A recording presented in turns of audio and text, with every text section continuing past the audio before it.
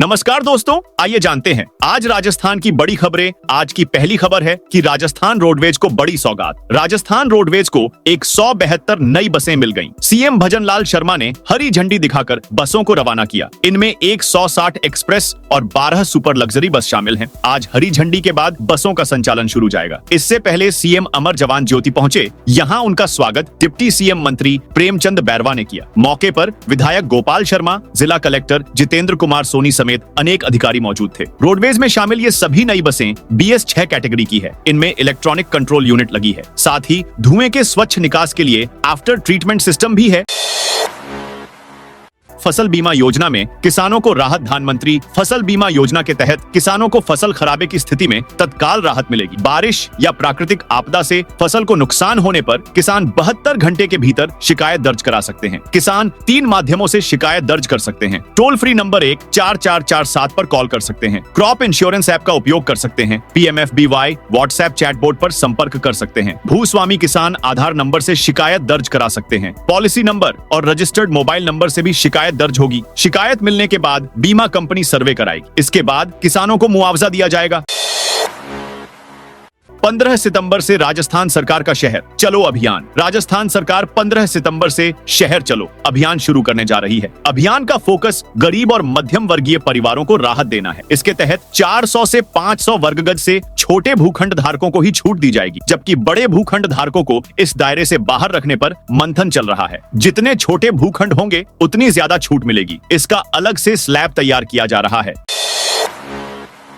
अजमेर दरगाह परिसर में शिव मंदिर के दावे पर सुनवाई। अजमेर दरगाह परिसर में शिव मंदिर होने के दावे को लेकर शनिवार को सिविल कोर्ट में सुनवाई हुई। अदालत ने भारतीय पुरातत्व सर्वेक्षण विभाग और अल्पसंख्यक विभाग की ओर से दाखिल किए गए प्रार्थना पत्रों को खारिज कर दी। वहीं दरगाह कमेटी की अर्जी पर सुनवाई जारी रखते हुए कोर्ट ने अगली तारीख 1 नवंबर निर्धारित की। इस दौरान कोर्ट परिसर और आसपास भारी पुलिस बल तैनात किया गया। 30 अगस्त को हुई पिछली सुनवाई में ASI और अल्पसंख्यक विभाग ने कोर्ट को बताया था कि याचिकाकर्ता विष्णु गुप्ता ने दावा करने से पहले जरूरी कानूनी प्रक्रिया पूरी नहीं की। इस आधार पर उन्होंने याचिका को खारिज करने की मांग की थी। वहीं गुप्ता की ओर से पेश वकील ने दलील दी कि यह ज्यूरिडिक्शन का मामला है और प्रार्थना पत्र आवश्यक नहीं है। बहस सुनने के बाद कोर्ट ने दोनों विभागों के प्रार्थना पत्र खारिज कर दिए।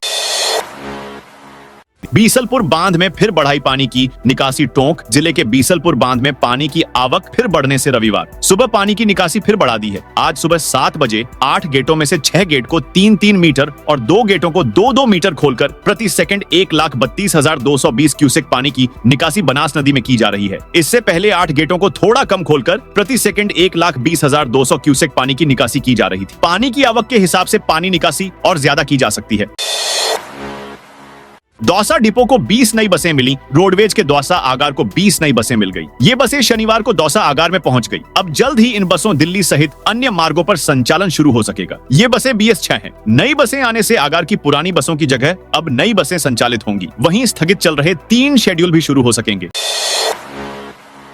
जोधपुर जिला प्रभारी मंत्री ने VDO को लगाई फटकार। जोधपुर जिला प्रभारी मंत्री मदन दिलावर के दौरे के दौरान एक अधिकारी को भरी मीटिंग में फटकार लगाने वाली घटना सामने आई है। लूणी पंचायत समिति में अधिकारियों की बैठक के दौरान मंडोर VDO ग्राम विकास अधिकारी के जवाब से नाराज होकर मंत्री ने कहा, इससे बड़ा झूठा आदमी मैंने दुनिया में नहीं देखा आज तक। यह घटना तब हुई जब VDO ने अपने क्षेत्र की सोडेर की ढाणी गाँव में साफ सफाई की स्थिति के बारे में गलत जानकारी दी।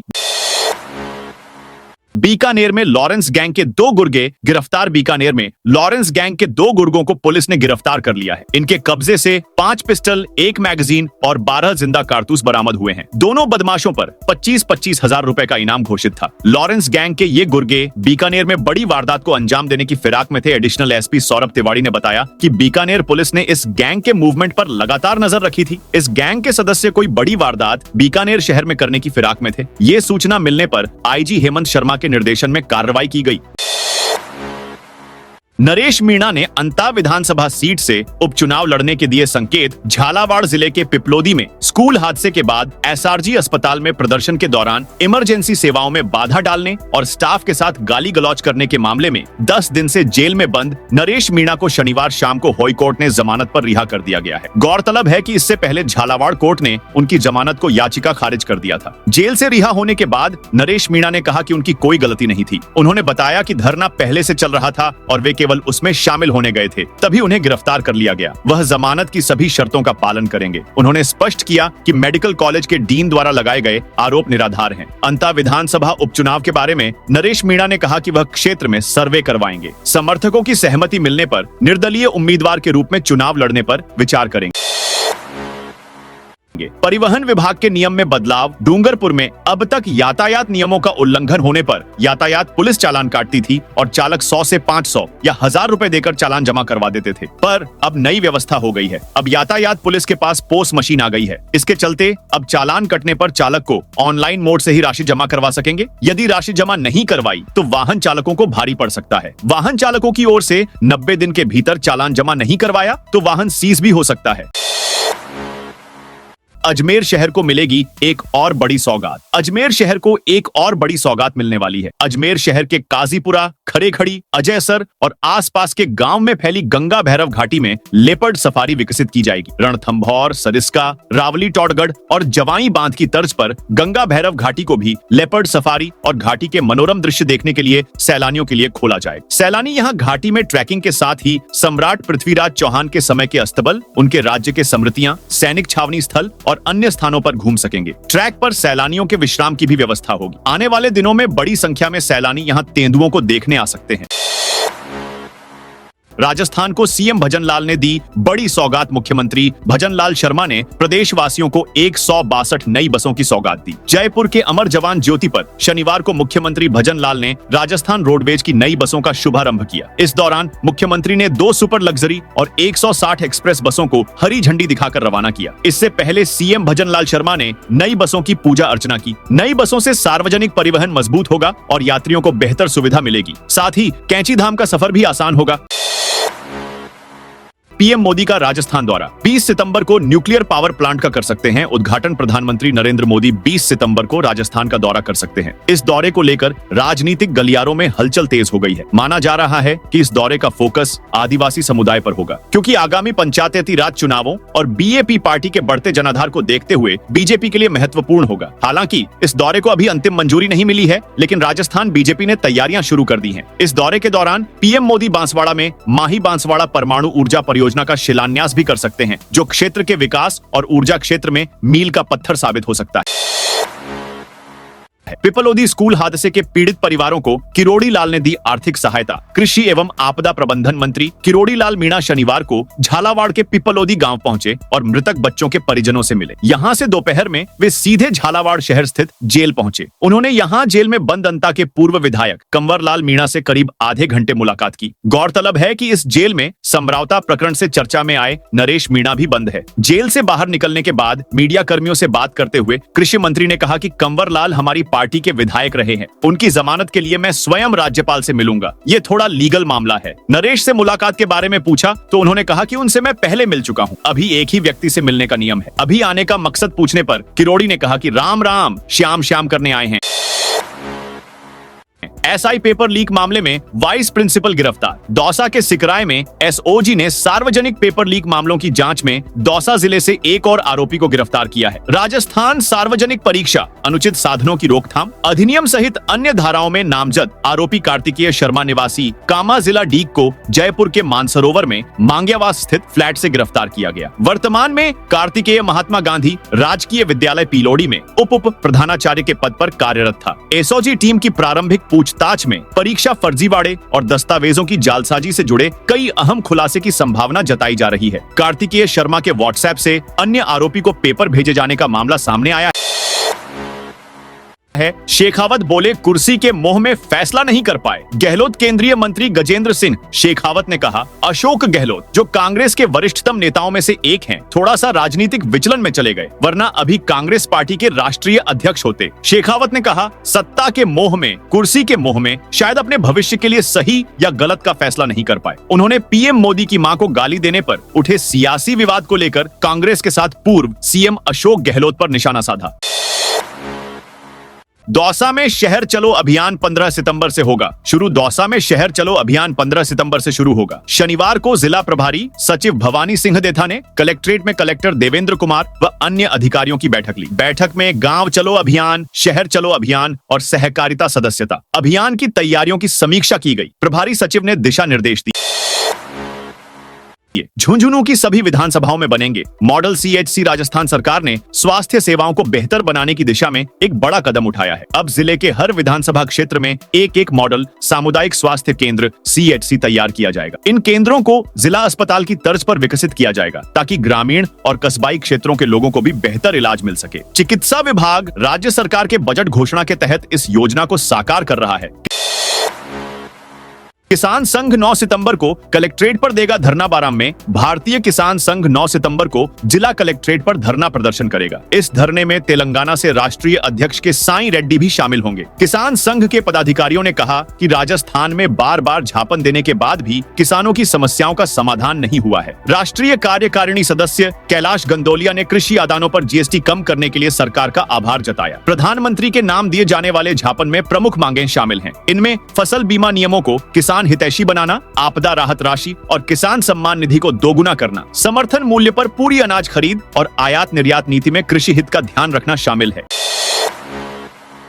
रामजल सेतु लिंक परियोजना पर आया बड़ा अपडेट। रामजल सेतु लिंक परियोजना में 2 नहीं बल्कि 3 कृत्रिम जलाशय बनाए जाएंगे। अभी तक अजमेर में मोर सागर और अलवर में ही कृत्रिम जलाशय बनाया जाना था, लेकिन अब नीमराणा में भी निर्माण की जरूरत जताई गई है। जल संसाधन विभाग इसका प्रस्ताव तैयार कर रहा है। इन इलाकों में पेयजल की समस्या दूर करने के लिए यहाँ जल भराव किया जाएगा। इनके अलावा कुछ और जगह देखी जा रही है जहाँ ऐसे जलाशय की जरूरत होगी। उधर अलवर के लिए सर्वे का काम शुरू हो चुका है, जबकि अजमेर के लिए प्लानिंग चल रही है। सरकार यहाँ जल्द से जल्द जलाशयों का निर्माण करना चाहती है। यह परियोजना 3 चरणों में पूरी होनी है। पहले चरण में 9,600 करोड़ रुपए के काम चल रहे हैं।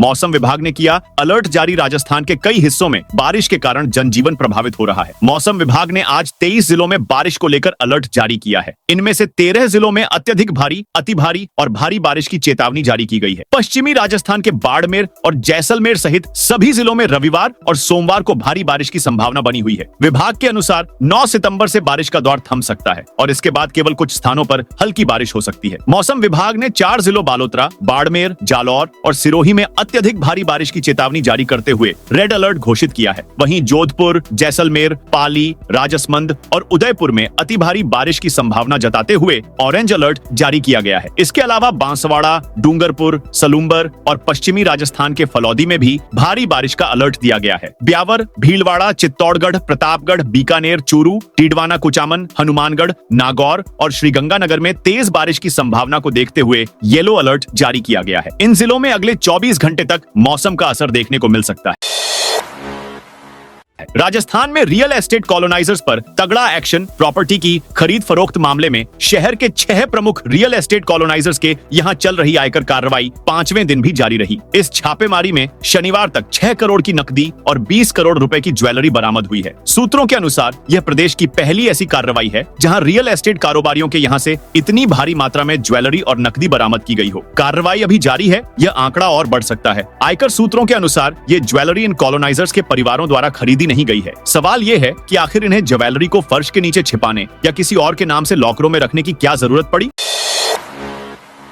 सरकार का पंजाब नेशनल बैंक के साथ 21,000 करोड़ का एमओयू राजस्थान के विकास को नई गति देने के लिए राज्य सरकार और पंजाब नेशनल बैंक पीएनबी ने एक महत्वपूर्ण करार किया है। इस समझौते के तहत अगले 5 साल में सड़क, ऊर्जा, पेयजल और स्वच्छता जैसे क्षेत्रों में 21,000 करोड़ रुपए का ऋण उपलब्ध कराया जाएगा। यह साझेदारी प्रदेश को 2030 तक $350 बिलियन की अर्थव्यवस्था बनाने के लक्ष्य को पूरा करने में मदद करेगी। मुख्यमंत्री भजन लाल शर्मा ने कहा कि यह एमओयू राजस्थान के लिए ऐतिहासिक कदम है। ग्रीनफील्ड एक्सप्रेसवे, जयपुर मेट्रो का विस्तार और अक्षय ऊर्जा परियोजनाएं जैसे बड़े प्रोजेक्ट इस समझौते से गति पकड़ेंगे। ये योजनाएं न केवल आधारभूत ढांचे को मजबूत करेंगी बल्कि जनता के जीवन स्तर को भी बेहतर बनाएंगी। उन्होंने कहा कि प्रधानमंत्री नरेंद्र मोदी के विकसित भारत 2047 के सपने को साकार करने के लिए राजस्थान सरकार पूरी तरह समर्पित है। राजकुमार रोत बोले, सहायता राशि जाति और धर्म देखकर दी जा रही। झालावाड़ के पीपलोदी हादसे को लेकर झालावाड़ में राधा रमण परिसर में न्याय पंचायत का आयोजन हुआ। यह आयोजन शाम तक चलता रहा। यहां बाप पार्टी के सांसद राजकुमार रोत समेत अन्य नेताओं ने संबोधित करते हुए सरकार के खिलाफ पीपलोदी मामले को लेकर जमकर हमला बोला। सांसद ने कहा कि सरकार की लापरवाही और असंवेदनशील रवैये ने इस पंचायत को मजबूरी बना दी। सांसद राजकुमार रोत ने कहा कि आज जो न्याय पंचायत आयोजित हुई है, इसको हमें आयोजन करने की आवश्यकता ही नहीं पड़ती। अगर सरकार समय रहते सही ढंग से न्याय किया होता तो हमें जरूरत ही नहीं पड़ती। 3 अगस्त को हमने झालावाड़ में आयोजन किया, लेकिन सरकार ने उल्टा असामाजिक तत्वों को भेजकर पत्थर और चप्पल फेंकने का प्रयास कराया। उस दिन हमारी मांगों को जिला प्रशासन को अवगत कराया गया, लेकिन कोई ध्यान नहीं दिया गया। भारी जलस्तर बढ़ने पर जवाई बांध के खोले गए 7 गेट। पश्चिमी राजस्थान का सबसे बड़ा बांध जवाई बांध शनिवार को 7 गेट खोल दिए गए। तीनों गेट से करीब 22 फीट पानी छोड़ा गया, जिससे जवाई नदी का बहाव तेज हो गया है। स्थिति को देखते हुए जिला प्रशासन ने जवाई नदी के तात्या गांव सहित कई निचले इलाकों को अलर्ट कर दिया है। जिला कलेक्टर एवं मंत्री जोगेश्वर गर्ग ने आमजन से अपील की है कि नदी किनारे कोई न जाए, सुरक्षित दूरी बनाए रखें और प्रशासन द्वारा जारी निर्देशों का पालन करें। सुबह से ही जारी तेज बारिश के चलते नदी का जलस्तर और बढ़ने की आशंका है। जवाई में छोड़े गए पानी के साथ साथ स्थानीय बरसाती नदियों के मिलने से बहाव और तेज हो सकता है। इससे निचले इलाकों के कई गांवों पर खतरा मंडरा रहा है। गहलोत बोले, वसुंधरा मुख्यमंत्री बनती तो मजा आता। पूर्व मुख्यमंत्री अशोक गहलोत ने कहा कि वसुंधरा राजे अगर फिर से मुख्यमंत्री बनती तो मजा आता। यह मौका उनकी पार्टी वाले उन्हें नहीं दे रहे हैं। हमें इस बात का दुख भी है। वसुंधरा राजे अनुभवी हैं, उनको मौका क्यों नहीं मिल रहा है? बीजेपी की नेचुरल चॉइस वसुंधरा होनी चाहिए थी और वह नहीं हुई तो मैं क्या कर सकता हूँ? राजे के किससे क्या संबंध, ये मुझसे क्यों पूछ रहे हो? पूर्व सीएम अशोक गहलोत ने वसुंधरा राजे और सीएम भजनलाल शर्मा की जोधपुर में मोहन भागवत से हुई मुलाकात के सवाल पर ये बातें कही। धौलपुर में वरिष्ठ नागरिक और दिव्यांगों के लिए विशेष पहल। धौलपुर में वरिष्ठ नागरिकों और दिव्यांगजनों के लिए समर्थ धौलपुर अभियान की शुरुआत की जा रही है। जिला कलेक्टर श्रीनिधि बीटी की पहल पर यह अभियान सामाजिक न्याय एवं अधिकारिता विभाग की सेवाओं को लोगों के करीब लाएगा। जिले में कुल 13 शिविरों का आयोजन किया जाएगा। पहला शिविर 8 सितंबर को पंचायत समिति सरमथुरा में होगा। दूसरा शिविर 9 सितंबर को अटल सेवा केंद्र आंगई में आयोजित किया जाएगा। सभी शिविर सुबह 10 बजे से शाम 5 बजे तक चलेंगे।